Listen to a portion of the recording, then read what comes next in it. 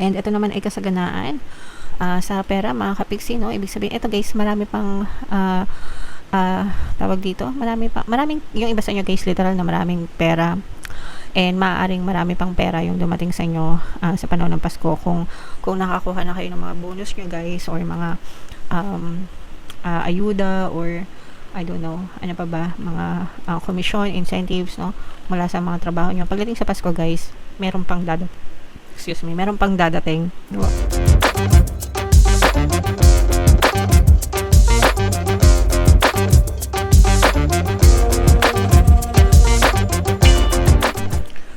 Hello guys, hello Scorpio, welcome back to Pinay Pixie Tarot. Ang pamagat ng episode natin for tonight is Pasko 2025, mga kapiksi. Titingnan natin yung strong energies nyo para sa nalalapit na Pasko guys. So unahin natin tong deck na to, tingnan natin yung mga angel messages para sa inyo guys. So una, ito mga kapiksi, ibig sabihin nito, tinutulungan kayo ng mga spirit guides para makita or makilala nyo yung inyong mga spiritual or soulmate connection, mga kapiksi, no? Most applicable sa mga kapiksi natin na single and naghahanap or nag-aantay ng kanilang mga romantic na relationship, mga kapiksi. Kung kayo naman ay meron ng mga partner o specific person, pwedeng yung mga person na kasalukuyan nyo ngayon, maaaring sila na rin yung inyong soulmate, mga kapiksi, okay? But definitely your spirit guides are helping you with the connection guys, okay? And sabi ko naman sa inyo guys, pagdating sa relasyon, talagang pinagdadasal yan, no? And dapat talagang pinagdadasal nyo, mga kapiksi, para meron talagang gabay guys, okay?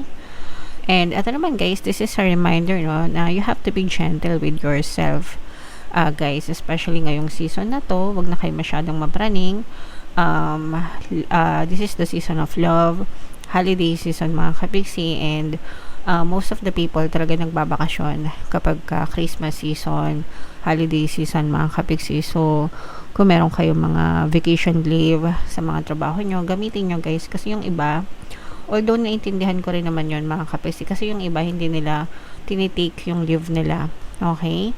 Hindi nila ginagamit, tapos pinapakonvert nila sa pera. Kasi kapag yung ibang companies, kapag hindi ginamit yung mga leave, nagiging nako-convert siya sa sahod. So yung iba mas prefer nila yung sahod kaysa sa bakasyon. And okay lang yan guys, kanya-kanya tayong preference, mga kapiksi, pero sometimes it's also okay, no, na gamitin nyo yung mga leave nyo para makapagpahinga kayo, kasi deserve nyo rin magpahinga guys, dahil syempre na kahit na sabihin nyo hindi naman kayo aalis ng bahay, hindi naman kayo magte-travel, nasa bahay lang kayo, pahinga pa rin yun guys, no? So mas maganda pa rin na nakakapagpahinga kayo, mga kapiksi, okay? Alright. And yeah, ito, so magpahinga guys, no? Saktong-sakto yung message sa inyo.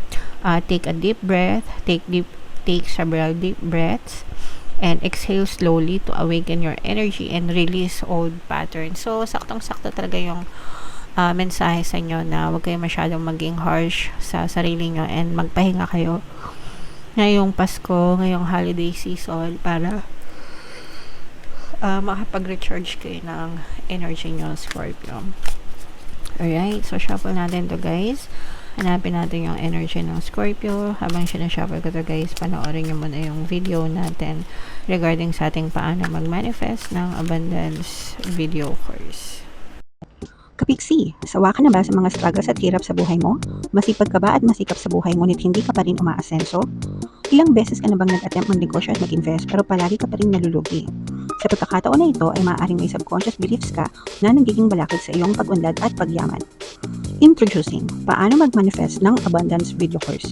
Dito ay matututunan mong ma-overcome ang mga balakid mo para tuluyan ka ng umunlad, umasenso, sumagana, maging matagumpay, successful at maswerte sa iyong kabuhayan, pera, trabaho, negosyo sa lapi at kaperahan ng bonggang-bongga. Dali, mag-send na ng email sa pinoypixie@gmail.com at simulan na ang iyong pagyaman ngayon. Alright, so sa lahat ng gusto mag-avail ng course guys, meron tayong paano mag-manifest ng abundance video course, paano mawala ang third party, at magkaroon ng harmonious na relationship, paano pabalikin si ex or vice breakup. Sa mga interesado guys, mag-send lang kayo ng email sa pinoypixietarot@gmail.com.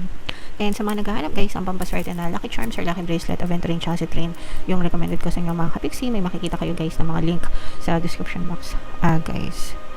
So, Scorpio kayo ay represent ng Queen of Cups. Latag natin yung spread nyo mga kapixie.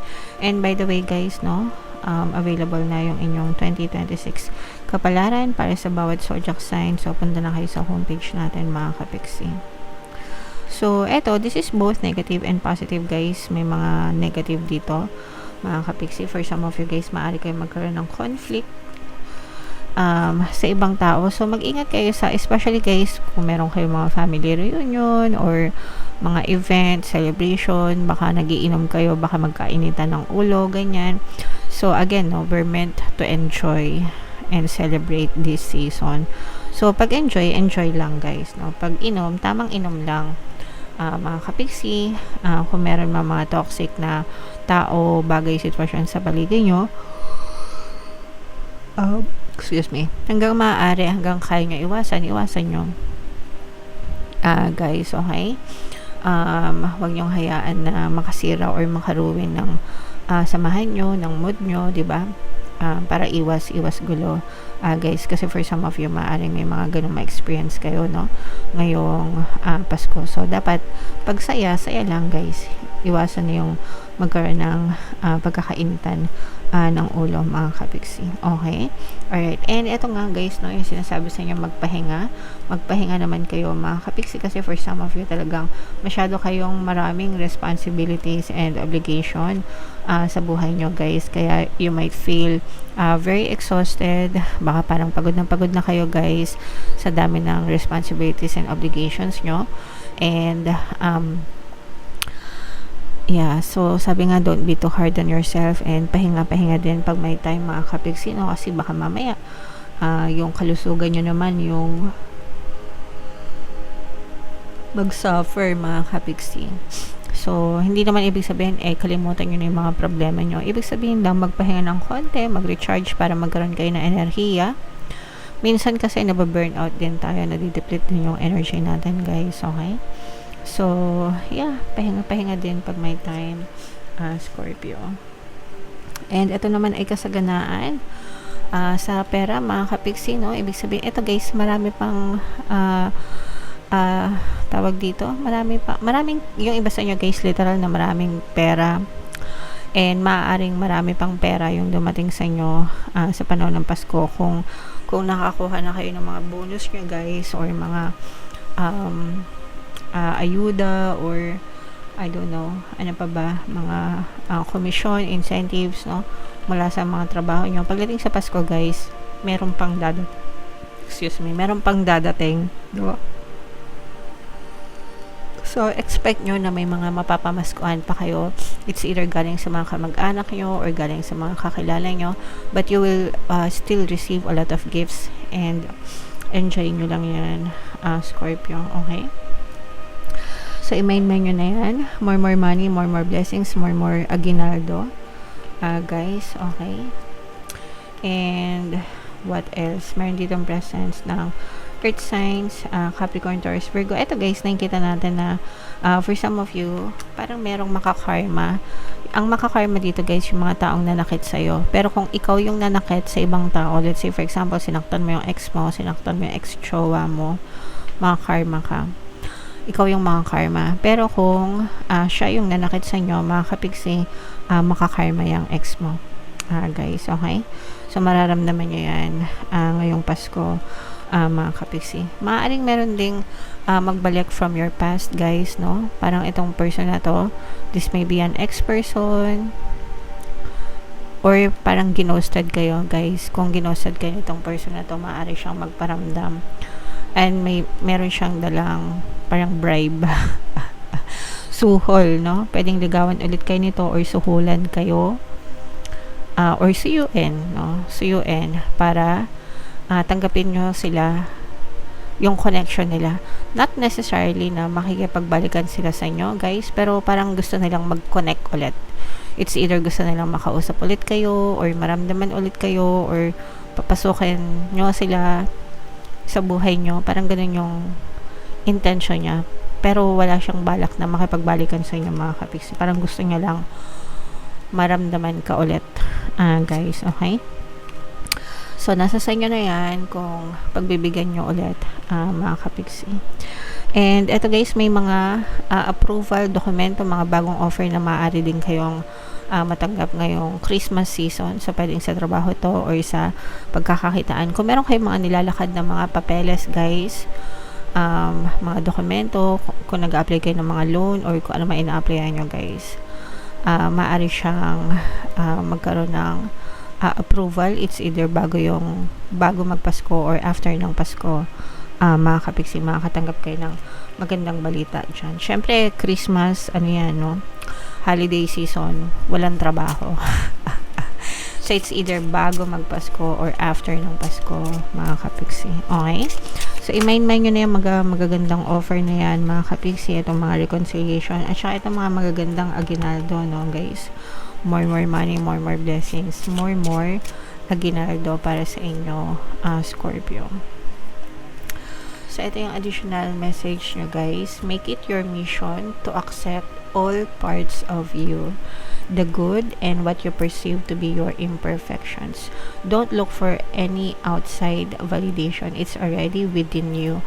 Once you realize your true beauty and potential, you will never doubt yourself again. Okay? So, ibig sabihin nito, guys, kapag minahal mo and tinanggap mo yung sarili mo ng buong buo, self-love ang tawag dito, guys, no? Hindi mo na kailangan ng outside validation from other people. Hindi mo na, kumbaga parang, hindi ka na naghahangad ng compliments, hindi ka na nag-aantay ng like and comments sa bawat post mo sa SOCMED. Kasi mga like and comments, guys, those are validation, no?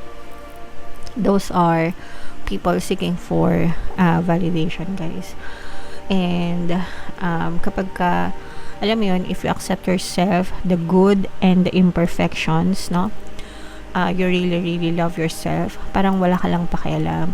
Kahit ano pa yung sabihin sa'yo ng ibang tao, basta ikaw, alam mo kung sino ka, accept mo kung sino ka, yung flaws mo and yung perfections mo, guys. Okay? So, yeah. Ganun dapat, mga kapiksi. Para confident kayo and hindi tayo palaging parang naghahabol sa ibang tao, guys. Okay? So, nawawala yung inyong insecurities, guys. Okay? Alright. So, yeah, yan ang reading nyo, Scorpio. Merry Christmas sa inyong lahat, guys. And thank you so much sa pagsama nyo sa akin sa buong 2025. I love you all, mga kapiksi. Lahat ng mga magaganda dito sa reading nyo, i-mind nyo na sa comment section, guys. Ito yung inyong 2026 kapalaran. Ito naman yung ating success stories ng paano mag-manifest ng abundance video course. Click here to subscribe, guys. Thank you for liking, sharing, and subscribing. See you next time. I love you all. Have a nice day. Bye-bye.